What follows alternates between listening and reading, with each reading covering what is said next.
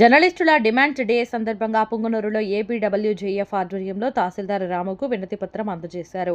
జర్నలిస్టులు ఎదుర్కొంటున్న సమస్యలను రాష్ట్ర ప్రభుత్వం వెంటనే పరిష్కరించాలని జర్నలిస్టులు డిమాండ్ చేశారు. ఈ కార్యక్రమంలో చిత్తూరు జిల్లా ప్రధాన కార్యదర్శి సలీం, నియోజకవర్గ అధ్యక్ష కార్యదర్శి సతీష్, హిదాయతుల్లా కమిటీ సభ్యులు పాల్గొన్నారు.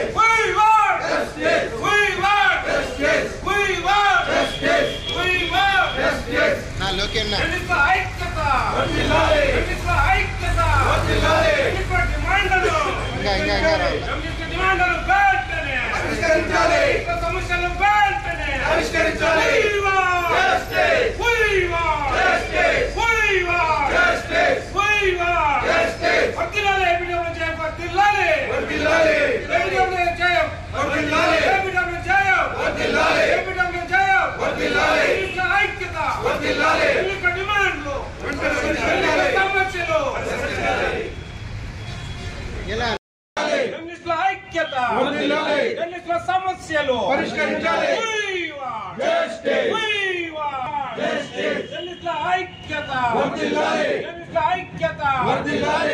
డిమాండ్లు పరిష్కరించాలి.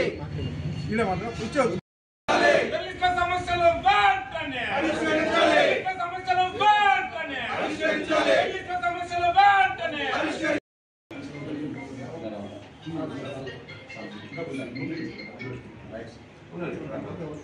నా ఈ పక్క వాళ్ళు వదిలేయండి. ఫోటోస్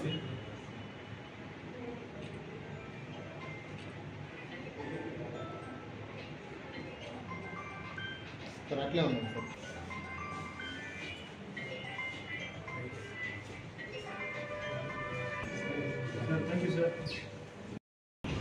ఆయా జర్నలిస్టు సంస్థలు ఒక కోణంగా చూడమని చెప్తా ఉన్నాం.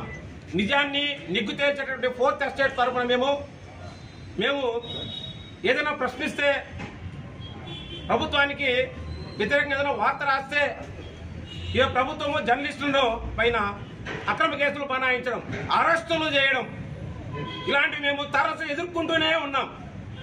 మరి ప్రభుత్వమే జర్నలిస్టులకు భద్రత కల్పించకపోతే, జర్నలిస్టులతో బాధ్యతగా ఉండి వారికి నిలబడకపోతే ఇంకా ప్రజల గొంతుగా ఎవరు వినిపిస్తారని చెప్పేసి రోజు మేము డిమాండ్ చేస్తూ ఉన్నాం.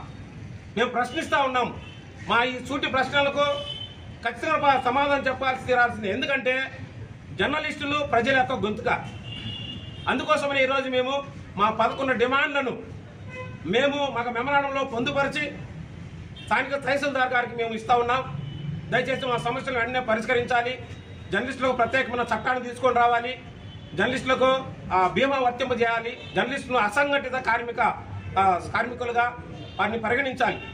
అదేవిధంగా జర్నలిస్టు వర్కింగ్ జర్నలిస్టు యాక్ట్ 1955ను వెంటనే పునరుద్ధరించాలి.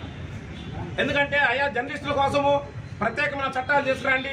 జర్నలిస్టుల కోసం ప్రత్యేకంగా